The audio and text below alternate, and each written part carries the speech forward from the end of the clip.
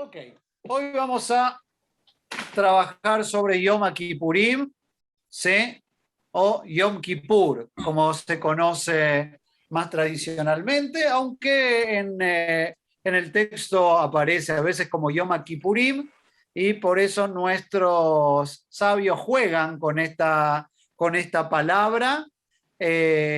Kippurim dice es un día como Purim, ¿no? Y ustedes dicen, a ver, en Purim tomamos, ¿sí? Nos olvidamos de todo, ¿sí? Y este día es un día austero. Entonces, ¿en qué se parece Yom Kippur al día de Purim? Pregunta abierta. ¿En qué se parece Yom Kippur a Purim? ¿Alguien se anima? ¿No? Varias cosas que podrían haber similares.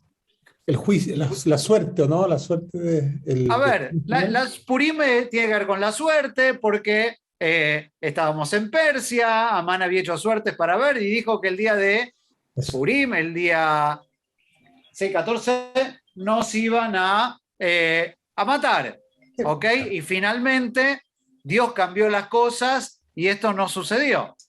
Quiere decir, en Kippur nosotros pensamos que ese día también está sobre nosotros, pendiente el juicio, pero esperamos que Dios actúe y que nos salve. ¿Recuerdan ustedes que Esther hace un ayuno de 3 días, le pide al pueblo que haga un ayuno para que ella, cuando tenía que ir a pedirle al rey Ahasverosh, la escuchara? Entonces, también tenemos un ayuno previo, hay un ayuno para pedir el favor al rey, ¿sí? Entre comillas, hay un ayuno para pedir el favor al rey y que de alguna manera tenga benevolencia con nosotros, así que hay algunas similitudes. Por otro lado, ¿cuál es la tradición más conocida de Purim? Los que no se acuerdan de ninguna tradición es porque la cumplieron. Era beber hasta perder la conciencia. Así que quiere decir que bebieron demasiado temprano y ya no se acuerdan lo que pasó en Purim. ¿Ok? Quiere decir que uno pierde de alguna manera, sale de la realidad, baja el alcohol, digamos, entre comillas, beber, baja el nivel de filtro para percibir la realidad desde otra manera. Lo mismo hacemos en Yom Kippur. Pero una tradición muy importante es que los niños principalmente se disfrazan en Purim. ¿Sí? ¿Por qué? Porque en el texto de la Megilá de Esther no aparece Dios nombrada en ningún momento. Entonces, que dicen que Dios se esconde por detrás. Y por lo tanto, nosotros nos disfrazamos y es una forma de que a veces nos ocultamos lo que se oculta y se revela. Y es interesante porque en Yom Kippur también es un día donde, entre comillas, nos disfrazamos.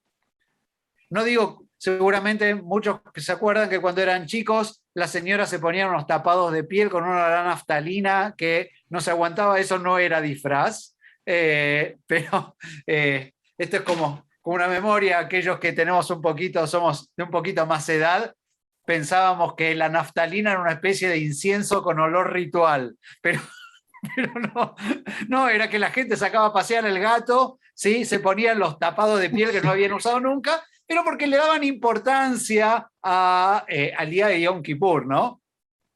Y era una forma, si bien no se puede usar piel ni cuero para Yom Kippur y parecería una contradicción, hay que entender que en algún lugar la gente sentía que era un evento importante y se tenía que poner la mejor ropa. Digamos que un par de generaciones después volvimos a lo tradicional, que es vestirse de una forma austera, principalmente de colores blancos, porque hacemos una especie de disfraz, como si nos pusiéramos la mortaja, y ese día estamos representando como si no estuviéramos en este mundo y Dios nos está juzgando. Así que parece que no, pero tenían razón nuestros sabios. Yom Kippurim es un día como Purim. Sí, Yom Kippurim, Día del Perdón, es el día más santo en el judaísmo después de Shabbat. De todas maneras, Shabbat sigue siendo el día más significativo, importante, pero como es una vez a la semana, no lo dimensionamos como corresponde, pero Shabbat es el día más importante, pero Yom Kippur es un día de características únicas. Shabbat Shabbatón, dice la Torá, es sábado de sábados, y es un día único, el día en que Dios rubrica, timbra, sella nuestro veredicto que fue dictado en Rosh Hashanah. y que desde Rosh Hashanah hasta Yom Kippur, incluyendo Rosh Hashanah, son los 10 días en donde está pendiente de firmarse definitivamente esa sentencia que se determinó en Rosh Hashanah. Por otro lado, es el 10 de Tishrei, ¿no? El 10 de Tishrei, que es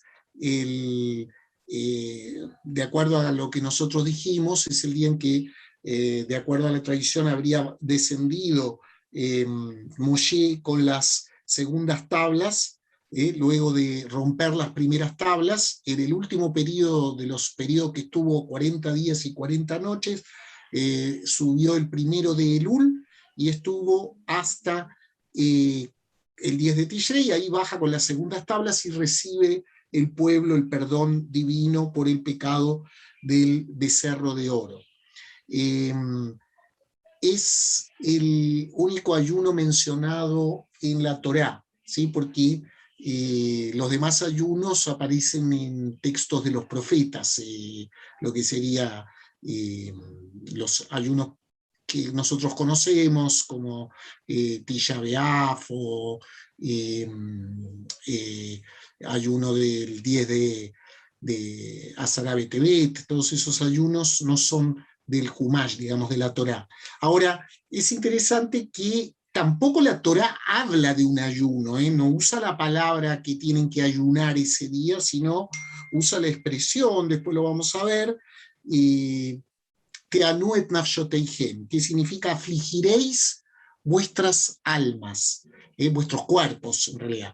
Entonces, de esa expresión que afligiréis vuestros cuerpos, los rabinos van a, después de deducir o van a determinar que eso significa unas 5 prohibiciones, una de esas prohibiciones es comer y beber, o sea, ayunar.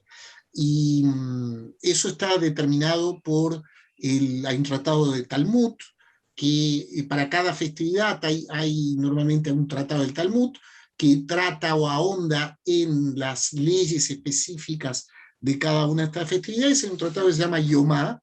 Ustedes saben que en arameo la letra, el que sabe hebreo, la letra Aleph al final vendría a ser la que es en hebreo la Hei Ayediá, ¿sí? Entonces sería como Yomá significa Hayom, el día, porque es el día más importante, el día de características únicas, y ese tratado del Talmud nos trae las distintas tradiciones y obligaciones y mitzvot que se cumplen en Yom Kippur, y una de ellas de las prohibiciones es el comer. Bueno, lo que dijimos, según Hazal, en Yom Kippur Moshe bajó del Har Sinai con las segundas tablas de la ley, después que Dios perdonó a los Bnei Israel por el becerro de oro. Se dice que Moshe primero subió, inmediatamente que se produce la revelación en la entrega de la Torá, los 10 mandamientos, la palabra de Dios que el pueblo escucha, Moshe inmediatamente sube y está 40 días y 40 noches, desciende con las primeras tablas, y cuando desciende con esas primeras tablas, ¿con qué se encuentra? Se encuentra con que el pueblo está adorando al becerro de oro, porque él, según el cálculo que hicieron, se demoró en retornar, y entonces pensaron que ya Moshe no estaba más, y construyeron o presionaron a Aarón para hacer un becerro de oro, y que era representación del buey Apis, probablemente una divinidad en Egipto, y entonces lo estaban adorando. Cuando Moshe desciende, ve lo que están haciendo, rompe, tira las tablas, esas primeras tablas, y se produce entonces todo lo que significa el castigo inmediato a los que estaban dirigiendo esta celebración idólatra. Moshe va a volver a subir, va a estar otros 40 días y 40 noches, va a volver a descender, todavía no está el perdón definitivo, va a volver a subir el 1 de Elul, tercera vez que sube, y va a estar 40 días y 40 noches, y ahí ya con el perdón divino va a descender con las segundas tablas de la ley, ¿sí?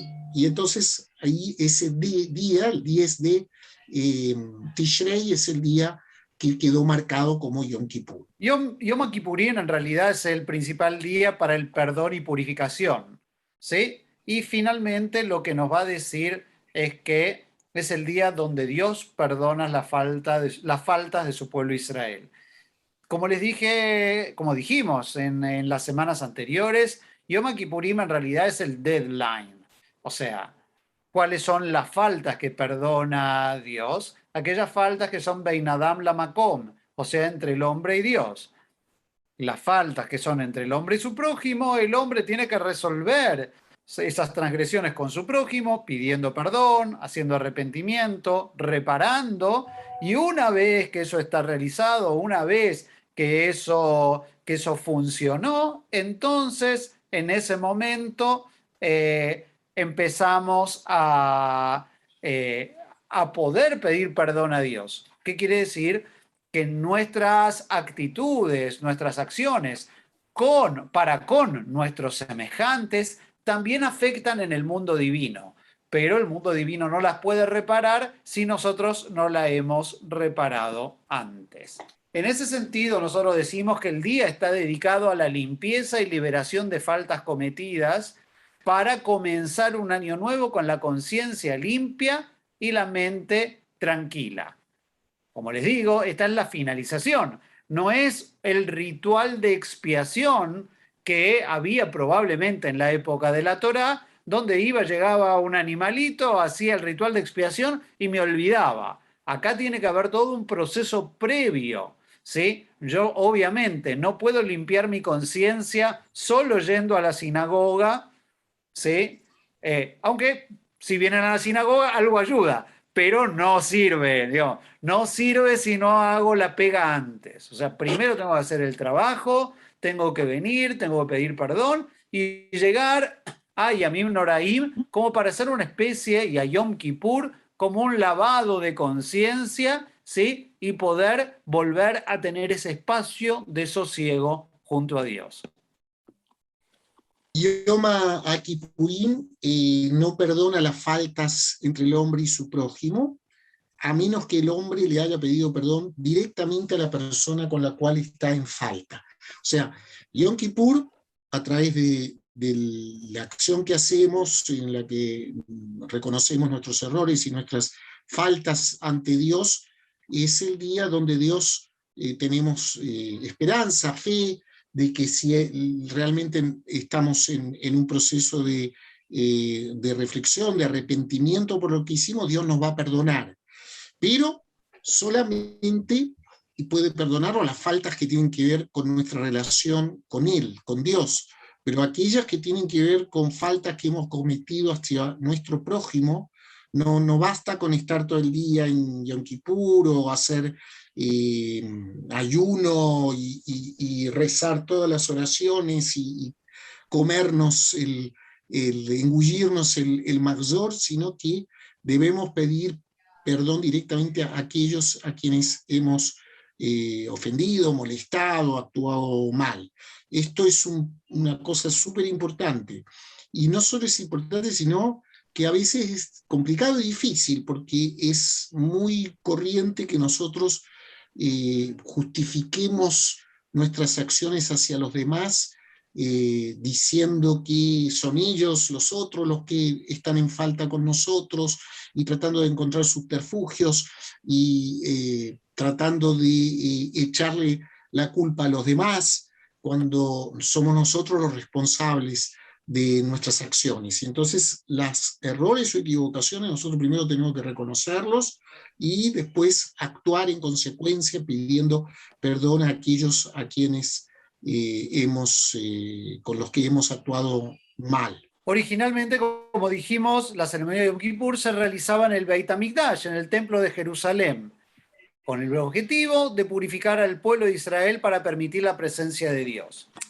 En este sentido, era una festividad, en realidad no era una festividad pública, era una festividad más bien privada, era una festividad o un evento sacerdotal, donde el sacerdote hacía la expiación, primero por él, luego por su familia y luego por el pueblo. O sea, la purificación empieza, digamos, por uno para después recién poder purificar a los demás. También estaba el ritual de expiación a través de lo que se conoce comúnmente como el chivo expiatorio, que en realidad no era un chivo, pero no importa. Digamos, este animal, el cual se elegían dos animales, y esta es la lectura de la Torá para el día de Yom Kippur, se elegían dos animales, uno que funcionaba como el sacrificio de expiación, ¿sí? Y otro animal, ¿sí? Que se hacía un sorteo y era enviado a Azazel. O sea, los que estuvieron en Israel saben que Azazel significa algo muy lejano, ¿sí? Era mandarlo lejos, La punta del cerro. a la punta del cerro, ¿sí? Entonces, de alguna manera, que en este caso era el desierto, era el no lugar, ¿no? Finalmente uno dice, digamos, se imagina, claro, al animalito rezando, ojalá que me toque ir a Sacel, pero finalmente, digamos, era abandonado a su suerte. Pero con respecto a la expiación, y si bien estamos hablando de una etapa muy primitiva en el desarrollo del judaísmo, a pesar de que nos habla de dos elementos. Algo que puedo expiar. Es cierto que había un elemento que podía expiar a través de un ritual, pero siempre quedaba algo que no podía expiar. Entonces tenía dos opciones: o vivir con la culpa o mandarlo muy lejos, ¿no? Y la idea también es una idea que nosotros hacemos, porque para poder empezar un nuevo año hay cosas, es cierto que podemos asumir, pero hay cosas que aún están muy, muy lejanas o que no tenemos esa posibilidad. Entonces lo tenemos que poner entre comillas, en el desierto, en un espacio lejano, ¿sí? Y también hay que poder separar las cosas. No podemos estar cargando mochilas durante toda nuestra vida. Bueno, la ceremonia incluía sacrificios, como explicó el Rav Dani, había sacrificios. El Cohen Gadol, el sumo sacerdote, había Kohanim, que eran Kohanim mediotot, se dice, con Kohanim comunes, y el Cohen Gadol, que era el superior, digamos, de todos el sumo sacerdote. Él era una ceremonia con muchos aspectos rituales que debía hacerse exactamente tal como estaba especificado en el Talmud, se especifica, y incluso hay partes en el Marzor que hacen referencia a cómo era lo que se conocía como la abodá. Abodá hoy en día nosotros traducimos como trabajo, pero en realidad también se refiere a la abodat a Kodesh, digamos, o Abodat Alif, que sería el culto, la tarea sagrada que hacía, el trabajo sagrado, que era el culto que hacía y que significaba todo un proceso ritual que debía realizarse exactamente como estaba establecido. El Cohen Gadol se preparaba para eso, él repasaba durante todo el periodo previo al día de Yom Kippur, repasaba con la ayuda de los Kohanim, de los sacerdotes, todo el ritual, cómo debía hacerse. Incluso en el caso de que se pudiera pasarle algún percance justo el día anterior o el mismo día, había un Cohen sustituto que podía actuar para reemplazar y que también sabía todo el ritual cómo debía hacerse.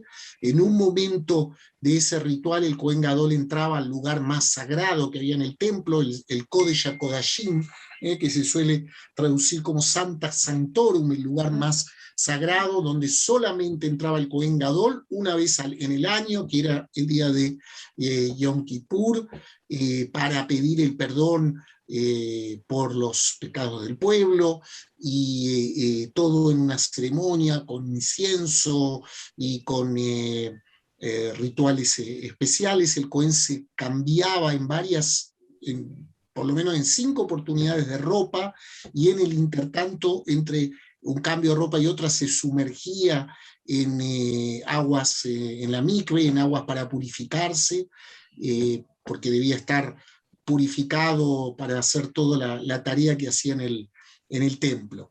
Esa ropa, habitualmente él usaba una ropa que tenía hilos de oro, pero en el día de Kippur no podía usar eso porque eso rememoraba el pecado del becerro de oro, y era un sinsentido, considerando que el día de Tishrei original fue el día en que Dios perdonó al pueblo por su pecado del becerro.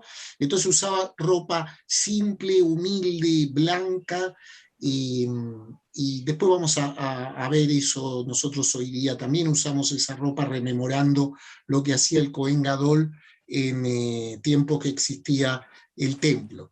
Eso varió absolutamente luego de la desaparición, la destrucción del templo, y hoy en día todo eso ha sido reemplazado por lo que es la plegaria, el rezo, y el rezar juntos en ese día en la sinagoga. Como decía el Rab Efra, la ropa blanca significa la humildad, es decir, el Cohen está frente a Dios como un hombre humilde en el día de purificación y de perdón. Como vimos, ¿sí?, la idea de la ropa blanca sí va a tener algunas, ¿sí?, algunas derivaciones. ¿Sí? Primero, símbolo de pureza, y es verdad, digamos, a ver, y esto en una época donde utilizar colores para hablar de pureza o de impureza podría ser extraño o nos podrían demandar al rabino Efra y a mí. Pero los colores tienen un símbolo, principalmente el blanco representaba la pureza, y va a aparecer un montón de veces el concepto de que nuestros pecados que se blanqueen como la nieve, o cuando, aunque los pecados sean rojos como la grana, se volverán blancos como la nieve, ¿no? Entonces, es interesante porque la granada también la utilizamos y no representa el pecado, pero el color rojo que representaba la sangre, inclusive el sumo sacerdote tenía que, cuando hacía el sacrificio, tomar de la sangre y salpicar las paredes del altar, por lo tanto quedaban manchadas, quedaba una noción de que se había perdido lo inmaculado. En la mesa de Rosh Hashanah vamos a poner un huevo y vamos a decir que nuestros pecados se vuelvan blancos como este huevo. Entonces hay una relación con el blanco. Sin embargo, el blanco terminó representando más cosas, ¿sí? No solamente representaba la pureza, sino que, como les dije, la ropa blanca y sencilla representaba la mortaja. Esa es la razón por la que usamos una mortaja de un color claro o blanco, pero además resaltaba aparentemente la belleza, porque, como recuerdan ustedes que lo vimos el día 15 de Av, decía el Talmud que no había día más alegre que el día 15 de Av y el día de Yom Kippurim. ¿Por qué? Porque todos iban de blanco, e inclusive las muchachas casaderas iban de blanco. Entonces era una forma de tener una ropa blanca, no la ropa de trabajo, sino que la ropa era preparada, era guardada blanca para ese día, ¿sí? Y era una forma de mostrar y mostrarse quiénes eran los casaderos y que se armaran parejas. Así que no solamente había que pedir perdón, sino también había que, es interesante porque en Yom Kippur solamente podía ser una belleza natural. Como vamos a ver enseguida, recuerden que uno no se podía ni maquillar, ni acicalar, así que era una belleza un poquitito más natural. Bueno, Yom Kippurim es un día de ayuno, ya sabemos, porque el ayuno es parte del perdón que el hombre pide por sus actos. Se entiende que este día es un día donde nos debemos desentender de todos los aspectos corporales, físicos, materiales, y entrar en un proceso de profunda introspección. Es un día absolutamente espiritual, y por lo tanto debemos estar alejados de todo aquello que nos conecte de alguna manera con aspectos materiales. Y ahí encontramos la fuente básicamente en la parashá Ahareimot, así se llama la parashá, después de la muerte de los hijos de Aarón. Es el texto que se lee también en Yom Kippur, en la mañana de Yom Kippur, y después lo que sigue un poco más en la tarde, y allí en Ahareimot aparece todo de alguna manera resumido en las tareas que hacía el Cohen Gadol el día, y allí está mencionado en el mes séptimo, el día 10º del mes, Recordemos que hablamos de que el mes séptimo es lo que en la Torá, lo que hoy nosotros llamamos Tishrei. Afligiréis vuestras almas, sin ningún trabajo haréis.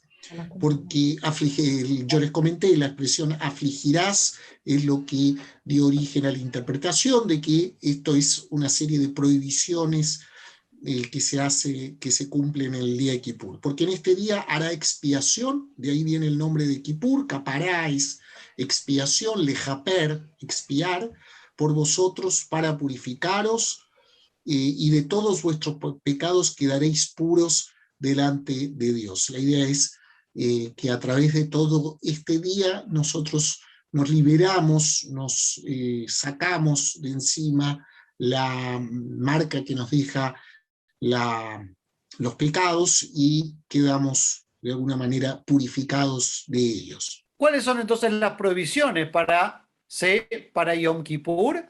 Principalmente tiene que ver con eliminar, entre comillas, los placeres del cuerpo. ¿Sí?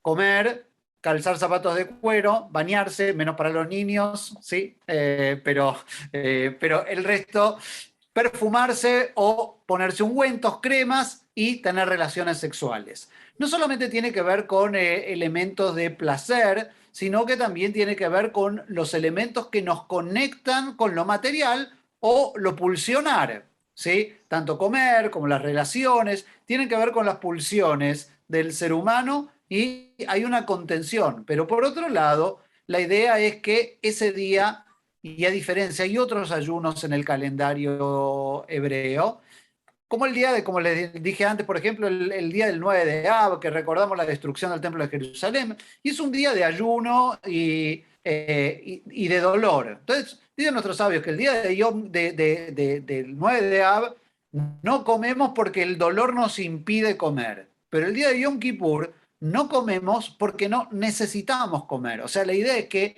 me elevo espiritualmente y me aparto de mis necesidades corporales. ¿Sí? Las dejo, ¿sí? Las dejo de lado.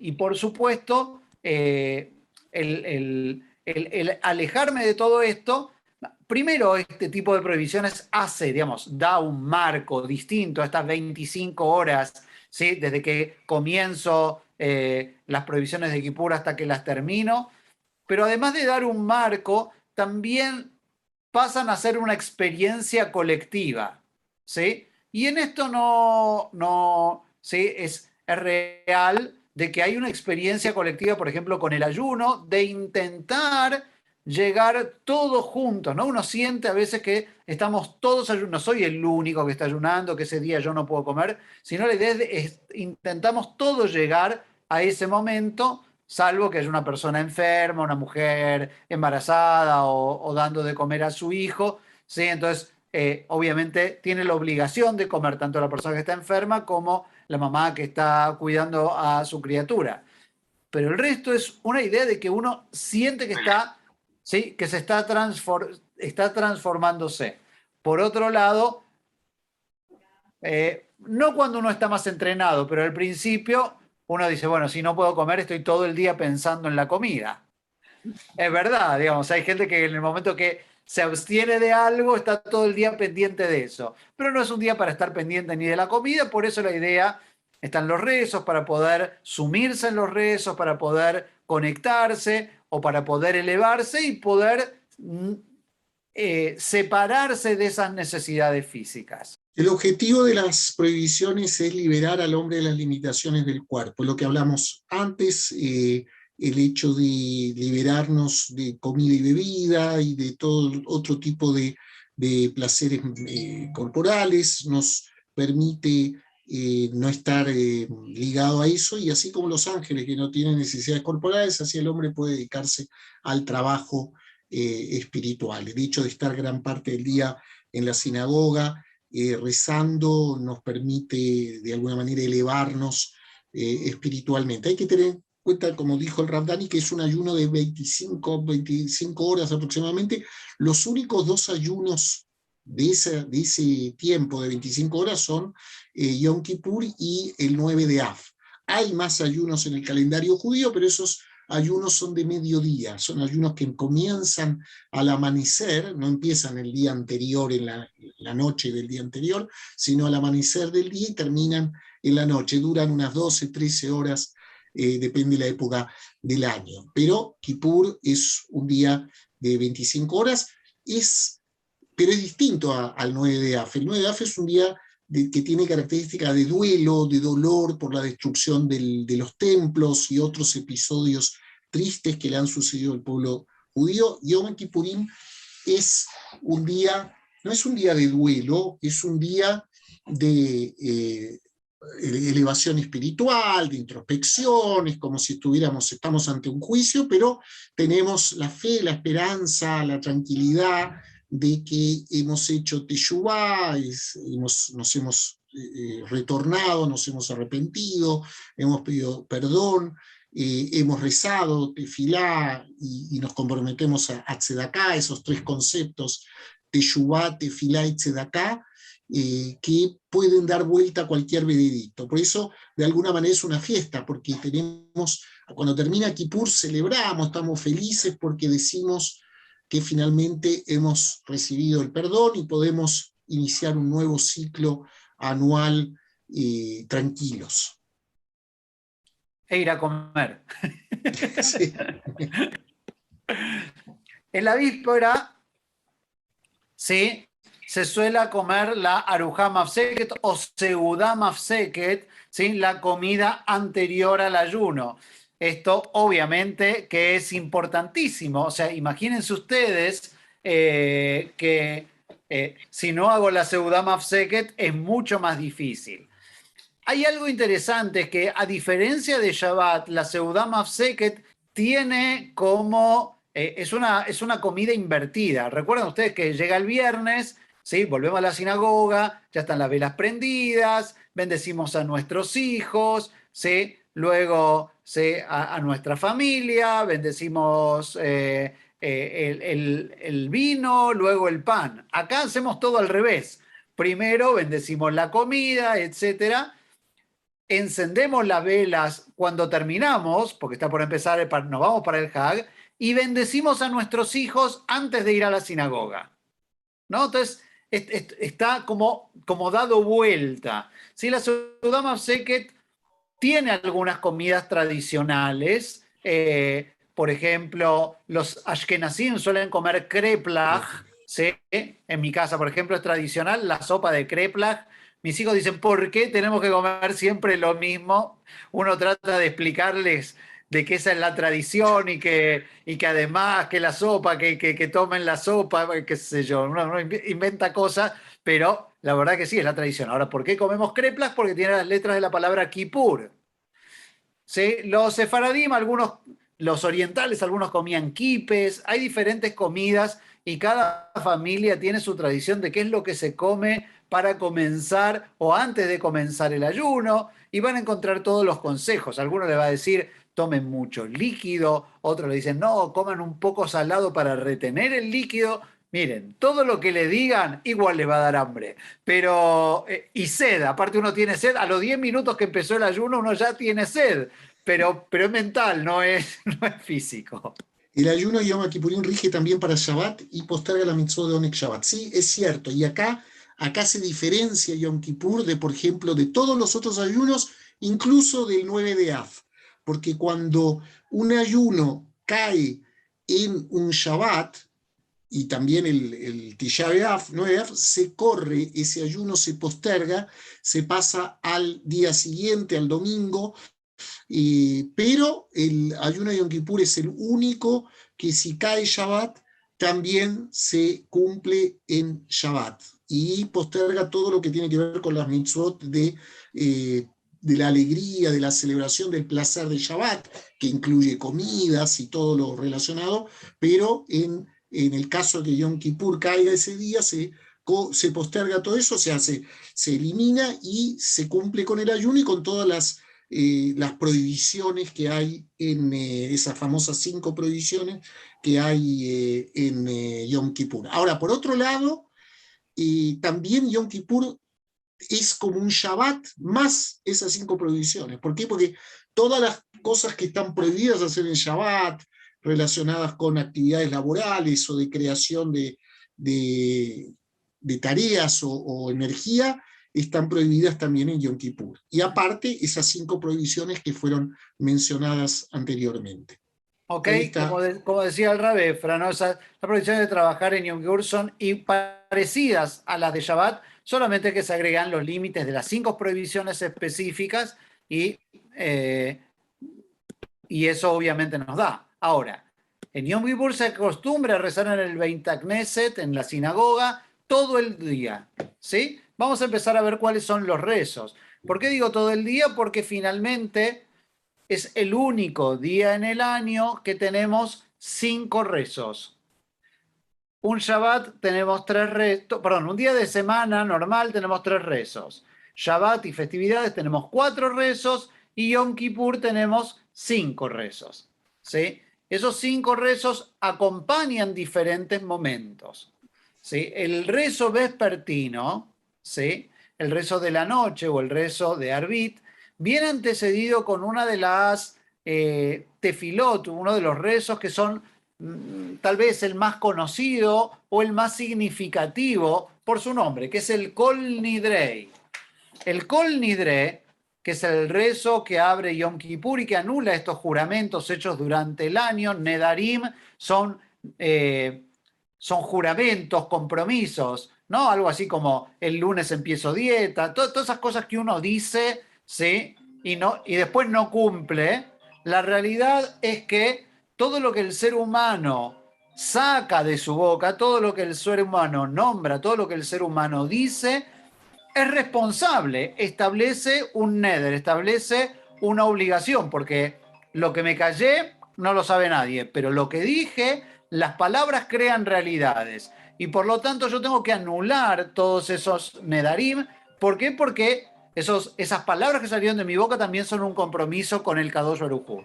Antes de empezar a pedir perdón o cualquier otra cosa, tengo que anular todos esos pedidos, todas esas palabras que salieron de mi boca. Y por eso es sumamente importante. Ahora, ¿por qué es eso tradicional o tan conocido? Por varias razones. La primera y principal tiene que ver con su hermosa melodía, ¿sí? Que finalmente impacta. Entonces la gente encuentra en el Kol Nidrei un gran elemento y un gran momento de inicio de la festividad. ¿Por qué lo digo? Porque hay comunidades o hay diferentes tradiciones. Hay algunas comunidades sefaradíes, especialmente las orientales, donde el Kol Nidre es un rezo más. Y hay gente que me dice, mire, rabino, fui a tal sinagoga y no hicieron el Kol Nidre. Digo, no, sí, lo hicieron. Lo que pasa es que no hicieron la parafernalia y cantar y llamar a la gente a la Torá. Pero especialmente para el mundo sefaradí mediterráneo y para el mundo ashkenazí, es la gran oración con la cual se comienza Kippur.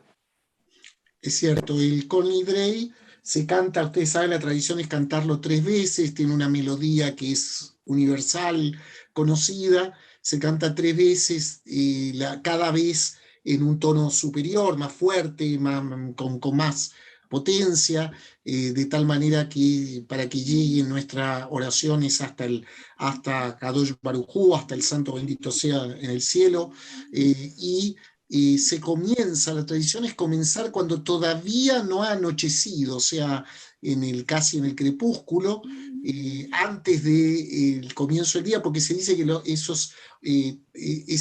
esa anulación de las promesas no se puede realizar en Shabbat, y de alguna manera Yom Kippur es un Shabbat, también Shabbatón, por lo tanto se empieza... con eso se empieza antes de Arbit, se comienza con el Kol Nidrei. Y lo que tiene, después tiene, no es un servicio propiamente dicho, con él es una oración, ya dijimos, previa al inicio del servicio de Arbit. Luego se reza todo el servicio de Arbit, en la mañana se reza Shaharit, se reza Musaf, ya tenemos 3 servicios. Luego de Musaf, en muchas sinagogas se suele hacer un breve intermedio, pero inmediatamente después se comienza con el servicio de Minjá, ya estamos en el cuarto servicio, y hay un servicio único que existe solamente en Yom Kippur, y que es el servicio de Neilá, que sería el quinto servicio, Tfilat Neilá, oración con la que finaliza Yom Kippurim, antes que se cierren las puertas del cielo. Justamente la palabra Neilá significa cierre, porque se habla simbólicamente del cierre de los portones del cielo hacia el final del día, por eso se reza Neilá normalmente hacia el crepúsculo, cuando ya está anocheciendo y marcando el final del día, y en ese momento, al cerrarse los portones del cielo, ya nuestros pedidos y nuestros ruegos ya llegaron, y si no llegaron, no llegaron. Entonces, ese es el momento del cierre. Es una oración muy conmovedora, en el sentido no tanto de las plegarias que hay ahí, sino en el sentido de que es el final del día, la gente ya está cansada, con hambre, ha estado todo el día compartiendo, y de manera que ya está esperando el final, y entonces tiene mucho de emotivo todo ese momento del final de Yom Kippur, y todos de alguna manera lo vivimos. Cada Neilá significa un momento muy especial para todos nosotros. La tefilá de Musaf, ustedes saben que tanto Shabbat como los Hagim se agrega esta tefilá de Musaf, ¿sí? En la tefilá de Musaf es una tefilá bien especial porque principalmente se recuerda la ceremonia que realizaba el sacerdote en el Beit HaMikdash, ¿no? Entonces hay una recordación y se vuelve a recordar parte del servicio, nos recuerda esta ceremonia que se hacía dentro del Beit Israel.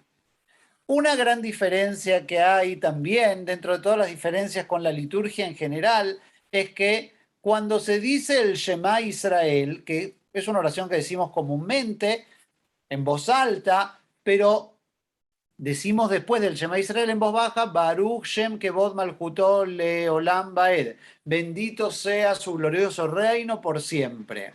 ¿Ok? Eso lo decimos siempre en voz baja, pero en Yom Kippur se dice en voz alta. Eso principalmente nos lleva a marcar una diferencia en la liturgia que no estamos acostumbrados a pronunciar en voz alta dentro del rezo. Sí, generalmente utilizamos esta oración, y es interesante porque nosotros utilizamos el Baruch Shem Kevod Malchuto Leolam Baed después del Shema, cuando no estamos muy seguros si dijimos el Shema donde correspondía o no correspondía, ¿no? Pero interesante, acá la decimos de manera fuerte.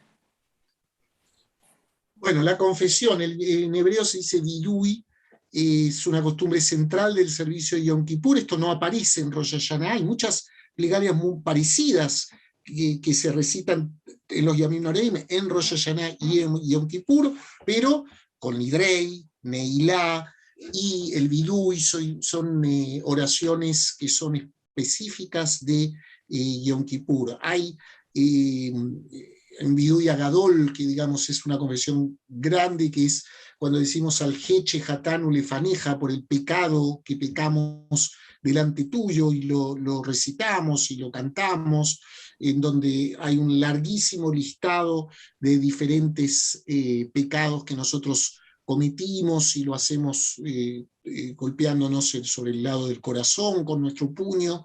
Y también hay un vidui que es en orden alfabético, cuando decimos Hashamnu, Bagadnu, es siguiendo el Aleph Bet, el alfabeto hebreo, somos culpables, traicionamos, pecamos, todo un listado largo. Lo decimos, aun cuando quizá haya muchos de esos pecados que probablemente nosotros a nivel personal no lo hicimos, pero la confesión, fíjense que es plural, al Heche Hatanu Lefaneja, por el pecado que cometimos, y Ashamnu, decimos Bagatnu, somos culpables, traicionamos, Gazalnu, robamos. Es decir, de alguna manera toda la comunidad manifiesta en ese momento una confesión ante Dios de sus errores, de sus equivocaciones, y como comunidad lo asumimos.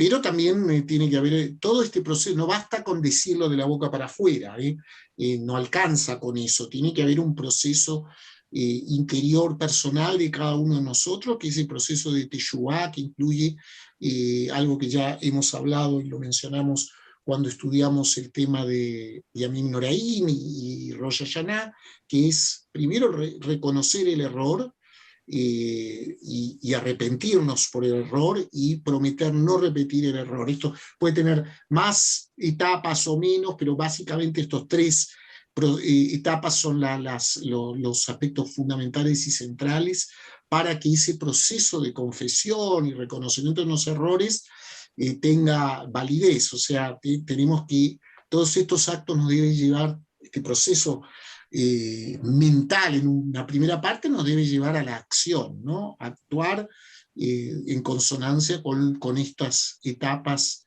de la teshuvá, del retorno, del arrepentimiento.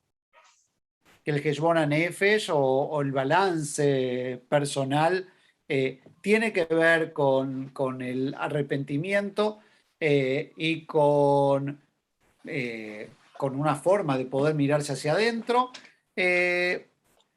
Nosotros hacemos entre el hombre y su prójimo, ¿sí? Y pedimos perdón, nos pedimos perdón el uno al otro. Pero la verdad es que eso más bien es previo a Yom Kippur. Yom Kippur es un día más solitario. Si bien, como decía el Rab Efra, todo el vidú y toda la confesión es una confesión pública, decimos todos estos errores, los decimos en público y leemos un largo checklist, ¿no? Que uno siempre dice, bueno, hay algo que siempre alguno te pega, digamos. No, ninguno somos perfectos. Algunos, sí, uno siente que hay un poquitito de eso. Y está bien, lo hacemos en colectivo porque, a ver, ¿y por qué lo hacemos? Porque se puede hacer, es un día donde uno puede hacerlo y de alguna manera también hay que romper la barrera, siempre decimos, hay que romper la barrera de la vergüenza, ¿no? La barrera de me da miedo, ¿cómo voy a decir? ¿Cómo voy a pedir perdón? Bueno, este es el último día donde ya lo decís públicamente, ¿no? O sea, ya donde esa barrera ya cayó definitivamente, y eso también es lo importante. Bueno, las caparot. Ustedes ven que la palabra Yom Kippur tiene la misma raíz que Yom Kippur, que es la idea de expiación, expiar, que es sacarnos de encima nuestros errores y nuestras equivocaciones, y acá hay una tradición que antiguamente era muy practicada, hoy en día lógicamente ha perdido fuerza, relevancia, ha sido reemplazada por otro tipo de tradiciones. Las caparot vienen a ser la tradición de alguna manera, transferir nuestros pecados a otros. ¿Se acuerdan que hablamos que en Rosh Hashanah íbamos al río para el Tashlich, donde tirábamos al río, nos desprendíamos de nuestros pecados? En este caso, en Kippur, en la víspera se suele hacer de Kippur, hay personas que hacen eso también y transfieren sus pecados o sus errores a un animal. Hay personas que acostumbran a agitar una gallina por sobre la cabeza diciendo, esta es la gallina que morirá y yo podré entrar a una buena vida prolongada y en paz. ¿Sí? La pobre gallina recibía todos nuestros pecados y equivocaciones. Finalmente la gallina es sacrificada y con ella se entregaba a los pobres para que tuvieran un pollo, una comida, digamos, para comer. Hoy en día eso se ha cambiado, la mayoría ha reemplazado esta costumbre y lo que se hace es agitar dinero alrededor. Esto se agitaba alrededor de la cabeza la gallina, ¿no? Se decía una frase en hebreo mientras se daba vuelta la gallina, viva la gallina, así que imagínense cómo se movía la gallina y cómo gritaba. Se decía que para un hombre, un varón era un gallo y para una mujer una gallina, y hoy en día eso se ha reemplazado y en vez de agitar encima la cabeza de la gallina, algunos hacen con dinero eso, y ese dinero y lo dan a Tzedaká, o sea, ese dinero da para ayudar a la gente, a gente necesitada, a gente humilde, para que de alguna manera cumplamos una mitzvah con esa tradición de las caparot, o capures, como decían entre los ashkenazim. O sea, finalmente tiene la función de entregar. Así que igualmente si quieren hacer, sí, las mujeres pueden hacer con uno de Gabriela Mistral y los hombres, bueno, se buscan ahí, tienen más opciones, ¿no? Pero en realidad la función principalmente es esto que nosotros estudiábamos. ¿Se acuerdan? Tefilá, Teshuvá y Tzedaká, o sea, el arrepentimiento, el rezo y la tzedaká, las acciones de bien, de alguna manera atenúan la severidad del veredicto. Entonces, es cierto, hasta acá hicimos, pero lo que hago, importante, las caparot son previas a Kippur, no en Kippur. En Kippur ni se puede tocar el dinero, ni los animales, ni nada, así que por supuesto esto es previo a Kippur, es preparación para. Lo importante, como vimos también, es que en Yom Kippur también se cierra el juicio con el toque del shofar. Como decía el Rabbi Efraim, Neilá significa cerrar con llave. Y para nosotros, ¿sí?, el toque del shofar no es dentro de Kippur, sino una vez que terminó Kippur, hacemos sonar el shofar para anunciar que se cerraron las puertas de los cielos. O sea, porque simbólicamente se habían abierto las puertas de los cielos cuando empezó Rosh Hashanah. Algunos dicen cuando empezó el Día del Perdón, que se abrieron las puertas de los cielos para escucharnos a nosotros, nuestros pedidos, nuestras disculpas, ¿sí? Y suena el shofar para avisarnos que ya se cerraron las puertas de los cielos, ¿sí? O, como dicen los niños, que ya podemos ir a comer. Porque finalmente suena el shofar y ya estamos fuera de Kippur, terminó. Ahora, la recordación del shofar, nuevamente todo lo que habíamos visto la semana anterior, vuelve a aplicar aquí a Yom Kippur, que recuerda el jubileo, la liberación de los esclavos, que recuerda el descanso de la tierra, que recuerda que somos convocados, que nos recuerda o que nos habla de la salida a la batalla o el movimiento del campamento. Entonces nosotros otra vez vamos a empezar el movimiento y por lo tanto también somos llamados a través de ese toque del shofar, ¿sí? Principalmente, ¿sí?, más allá de su significado, la emotividad, luego de un día de ayuno que está terminando, el toque del shofar, ¿sí?, tiene una impronta muy profunda en nuestros corazones. Ok, la idea principalmente de este servicio de Neilá también va a terminar, ¿sí?, con la Abdalá. ¿Sí? ¿Qué es la Abdalá? La Abdalá, al igual que en Shabbat, es la ceremonia que diferencia Shabbat o cualquier festividad del resto de los días de la semana. Por lo tanto, cuando termina Yom Kippur, también tenemos la Abdalá. La diferencia con Shabbat es que cuando termina Shabbat, ¿sí?, olemos aromas, ¿sí? Pero en Yom Kippur no lo hacemos, ¿sí?, salvo que caiga en Shabbat, entonces tenemos la obligación de agregarlo. Se hace la bendición de las fuentes de luz y la bendición del vino. Además, una de las tradiciones importantes es que decimos, nosotros no empezamos directamente, y esto es sumamente importante. Hay dos cosas que hacemos todavía, o sea, ya está todo muerto de hambre, pero todavía no nos vamos a comer. Dos cosas hacemos. La primera es que se bendice la luna. Vamos, miramos, ¿sí?, si está despejadito, bendecimos la luna. ¿Por qué? Ustedes saben que la bendición de la luna era el primer día del mes. Cuando se veía la luna, se bendecía la luna, que significaba que empezaba un nuevo mes, que nos renovábamos. Sin embargo, para nosotros, todos los días de Yamim Noraim, de Rosh Hashanah a Yom Kippur, están fuera del tiempo. No bendijimos la luna, no empezó el mes. Estamos en un limbo. Estamos en el paraíso. Estamos fuera, ¿sí?, en un espacio de prueba. ¿sí? O sea que ese tiempo es un tiempo de prueba. Por lo tanto, bendecimos la luna. Y lo segundo que hacemos es que ponemos la primera estaca para construir la Sukkah, que se va a construir 4 días después, para la festividad de Sukkot. Quiere decir que estamos saliendo, pero queremos comenzar cumpliendo mitzvot y de alguna manera dar un paso adelante, ponernos adelante y decir que salimos inspirados de Yom Kippur para tener una vida de mitzvot, una vida de buenas acciones y de cumplimiento, y por eso. Después a comer todo lo que quieran y van a encontrar todas las tradiciones. No hay una comida tradicional cuando termina Kippur, pero cada familia te va a decir qué podés comer, ¿sí? Qué comer antes, qué comer después, cualquier cosa es válido. En la comunidad sefaradí es muy tradicional, daban pan, ¿sí? Pan con aceite, era muy tradicional, ¿sí? Que esa era la primera comida después de Yom Kippur.